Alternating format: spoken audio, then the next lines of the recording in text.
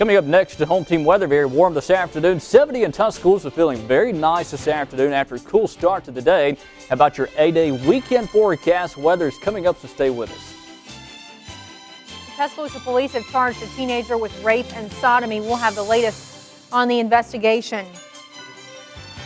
And a piece of the Tide's 14th national championship is taking its place on the Walk of Champions. We're going to get you ready for A-Day at the capstone. We're glad you're with us. I'm Terry Brewer. Lynn Brooks is on assignment tonight. Bama fever is growing. We are less than 48 hours from A-Day at the capstone.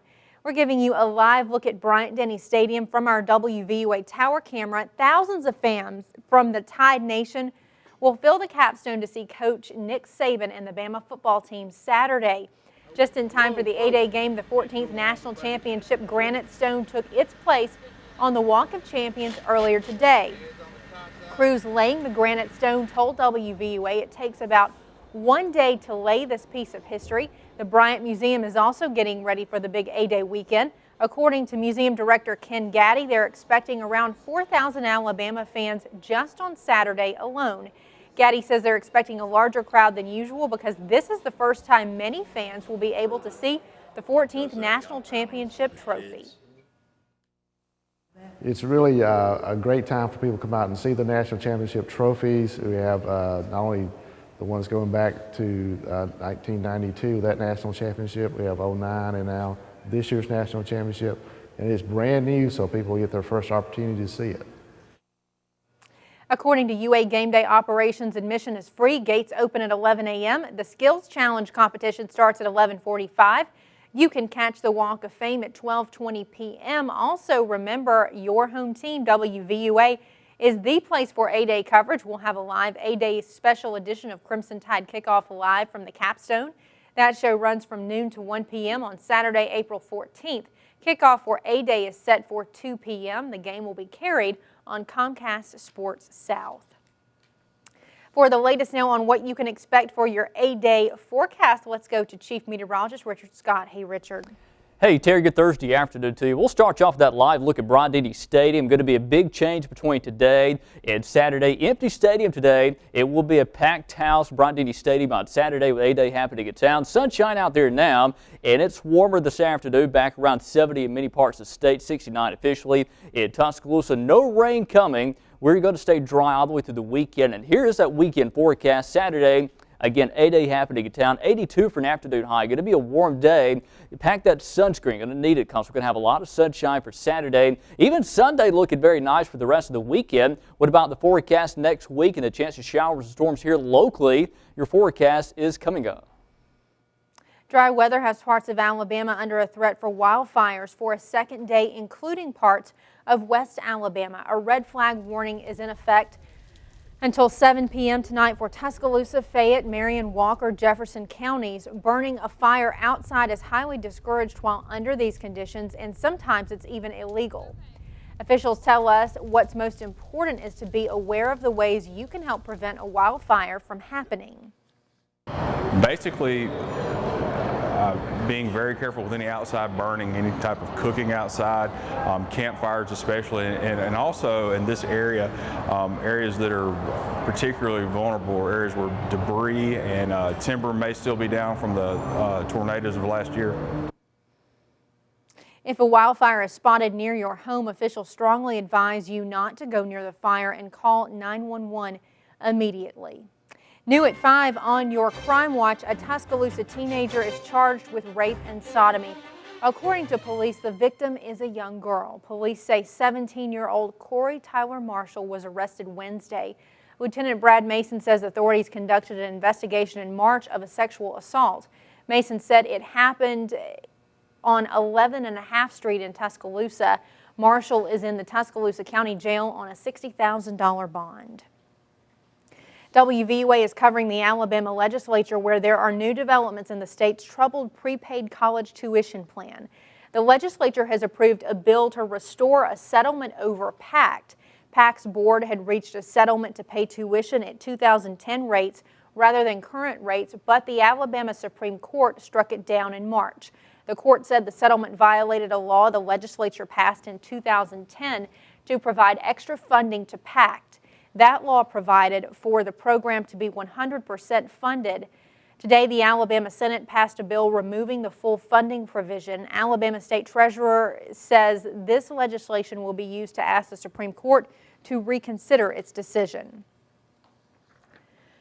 Also from the Alabama legislature, lawmakers are taking another step toward repealing the 61% pay raise they gave themselves in 2007. A proposed constitutional amendment to the compensation to this amendment to tie the compensation of the state's median household income unanimously cleared a Senate committee.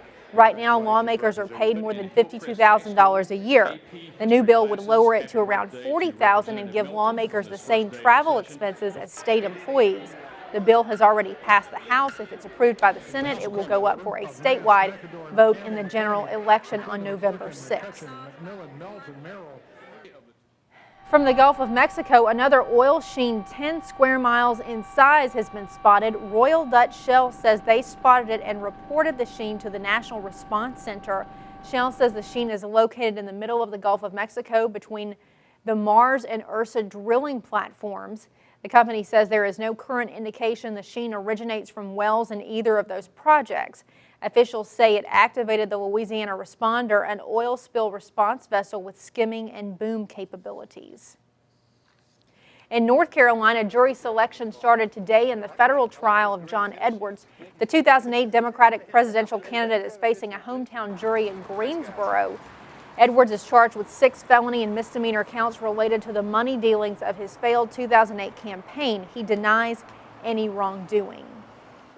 George Zimmerman, the man accused of killing Florida teen Trayvon Martin, had his first court appearance today. Holly Furfer has more from Sanford, Florida. One day after being charged with second-degree murder and the death of an unarmed 17-year-old, Neighborhood Watch volunteer George Zimmerman went before a judge and learned he will remain in custody until his upcoming arraignment.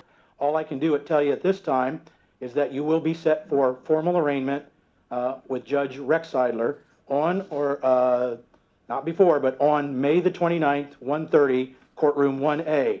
Lawyers from each side in the case reacted. We're pleased. That's judges following the law. Very basic. Not much to report, quite honestly. It was a very standard procedure. Not guilty plea was entered. We have an arraignment set for the 29th. We'll attend to a bond motion between now and then and tell you when it's set for. Special Prosecutor Angela Corey announced the charges against Zimmerman in a Wednesday afternoon press conference, 46 days after Martin's death and after massive public outcry for Zimmerman's arrest.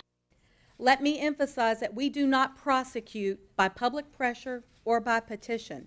We prosecute based on the facts of any given case. Speaking on NBC Thursday morning, Trayvon Martin's mother, Sabrina Fulton, said she would like to hear from Zimmerman. One of the things that I still believe in, a person should apologize when they are actually remorseful for what they've done. Zimmerman turned himself in Wednesday afternoon. If convicted, the 28-year-old faces up to life in prison for the February 26 death of Trayvon Martin. In Sanford, Florida, I'm Holly Furfer. Some legal experts had expected Zimmerman to face a lesser count of manslaughter and say a prosecutor will face steep hurdles to win a murder conviction. New for you at 5 o'clock, a UA student has been chosen as a judicial intern for the U.S. Supreme Court. Chip Harrison of Tuscaloosa is majoring in history and is a member of the UA Honors College. He's working in the office of the counselor to the Chief Justice. They assist the Chief Justice in his overall management of the Supreme Court. The internship runs from January through May. Just 2 interns are selected for this internship nationwide. Well, parents, listen up before you put your child in their car seat. Find out why it may not be as safe as you think. And the Alabama softball pitching staff lost Lauren Sewell this season to a knee injury, but it hasn't slowed them down one bit. Gary Harris will have the story in Alabama's Home Team Sports.